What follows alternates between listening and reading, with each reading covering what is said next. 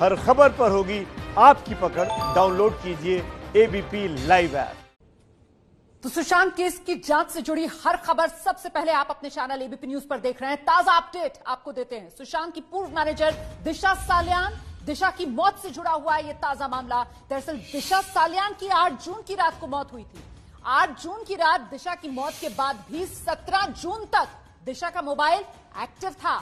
ABP news के पास दिशा के call details मौजूद हैं। दिशा खुदकुशी केस में मुंबई पुलिस पर इस खुलासे के बाद सवाल उठ रहे हैं। सवाल यह कि दिशा का मोबाइल 17 जून तक एक्टिव कैसे रहा? उसका फोन फॉरेंसिक जांच के लिए मुंबई पुलिस ने क्यों नहीं भेजा? दिशा के फोन से मौत के बाद कुछ इंटरनेट कॉल्स भी की गई। सवाल ये कि उसका फोन आखिर इस्तेमाल कौन कर रहा था? और जानकारी के लिए सीधे रुख करते हैं। मेरे साथ मेरे सहयोगी मनोज वर्मा और डिटेल्स के साथ मौजूद हैं। मनोज, ये तो सीधे सीधे मुंबई पुलिस यहां पर सवालों के घेरे में खड़ी होती हुई नजर आ रही है कि 8 जून को दिशा साल्यान की मौत होती है और 17 जून तक दिशा साल्यान का मोबाइल फोन एक्टिव रहता है। जी बिल्कुल, देखिए अपने आप में बहुत बड़ा सवाल है कि आखिरकार दिशा साल्यान की मौत के मामले में मुंबई पुलिस फिर से सवालों के घेरे में आ गई है। क्यों इस मौत की भी उन्होंने ठीक से इन्वेस्टिगेशन नहीं की? क्यों दिशा साल्यान का जो मोबाइल था वो फॉरेंसिक के लिए नहीं भेजा गया? और सबसे बड़ा सवाल यह है कि आखिरकार दिशा साल्यान का मोबाइल कौन इस्तेमाल कर रहा था? 17 जून तक कौन उससे इंटरनेट कॉलिंग कर रहा था? ये अपने आप में बहुत बड़ा सवाल है। अगर हम ये मान भी ले कि शुरू में जो मुंबई पुलिस है वो दिशा साल्यान की मौत को सुसाइड मानकर चल रही थी और परिवार फोन इस्तेमाल कर रहा था, अगर सुशांत की मौत 14 तारीख को होती है तब ये बात सामने आई थी कि वो उनकी मैनेजर थी, तब भी उसके बावजूद अगर हम देखें 15, 16, 17 3 दिन तक फोन इस्तेमाल होता रहा। तो सबसे बड़ा सवाल अब मुंबई पुलिस के ऊपर खड़ा होता है कि कौन वो शख्स था जो दिशा साल्यान का फोन इस्तेमाल कर रहा था। मनोज वर्मा, खबर ये भी आई थी कि जिस तरीके से सुशांत की मौत से जोड़कर दिशा साल्यान की मौत के मामले को भी देखा जा रहा था, खासतौर से सोशल मीडिया पर हमने देखा था कि इस तरीके की थियरीज बहुत चली थी। ऐसे में अब क्या सीबीआई इस दिशा में जांच करेगी कि आखिरकार दिशा की मौत हो जाती है 8 जून को और 17 जून तक दिशा साल्यान का मोबाइल एक्टिव क्यों रहा?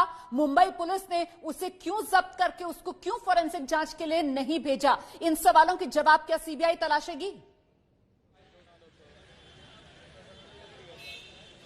जी बिल्कुल, देखिए रोमाना, मैं आपको बताना चाहूंगा कि मुंबई पुलिस कोई डायरेक्ट तहकीकात नहीं करेगी दिशा साल्यान के मौत के मामले की। सिर्फ सुशांत की मौत के मामले को लेकर अगर कुछ उनको एविडेंस लगेगा तभी मुंबई पुलिस उस मामले की जांच करेगी। अब डायरेक्ट जांच नहीं करेगी मुंबई पुलिस। लेकिन अपने आप में बहुत बड़ा सवाल खड़ा हो जाता है कि आखिरकार दिशा साल्यान का जो मोबाइल था उसको फॉरेंसिक के लिए क्यों नहीं भेजा गया और वो शख्स कौन था? वो सबसे बड़ी बात यह है कि आखिरकार इस्तेमाल कौन कर रहा था? वो शख्स भी सामने आना चाहिए जो दिशा साल्यान का फोन इस्तेमाल कर रहा था। तो लगातार मुंबई पुलिस की जांच पर सवाल खड़े होते जा रहे हैं और मुंबई पुलिस के पास इन सवालों का कोई भी जवाब मौजूद नहीं है। बहुत बहुत धन्यवाद आपका मनोज वर्मा इस तमाम जानकारी के लिए। तो मौत के 10 दिन के बाद भी एक्टिव था दिशा साल्यान का फोन। फॉरेंसिक जांच के लिए दिशा साल्यान का फोन क्यों नहीं भेजा? आखिरकार 10 दिन तक दिशा का फोन कौन इस्तेमाल कर रहा था? ये वो तमाम सवाल हैं, देखिए, जो कहीं ना कहीं पेचीदा बनाते हैं, उलझाते हैं इन तमाम मौतों को और सवालिया निशान लगाते हैं मुंबई पुलिस पर। सुशांत केस की सीबीआई जांच का आज चौथा दिन।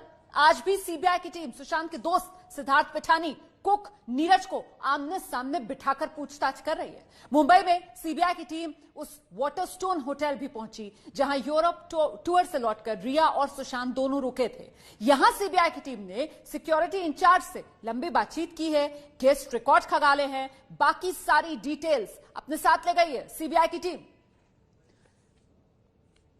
तो सीबीआई कैसे अपनी जांच बढ़ा रही है आप समझ सकते हैं इन तस्वीरों को देखकर और सीबीआई की जांच के इस दायरे को देखकर।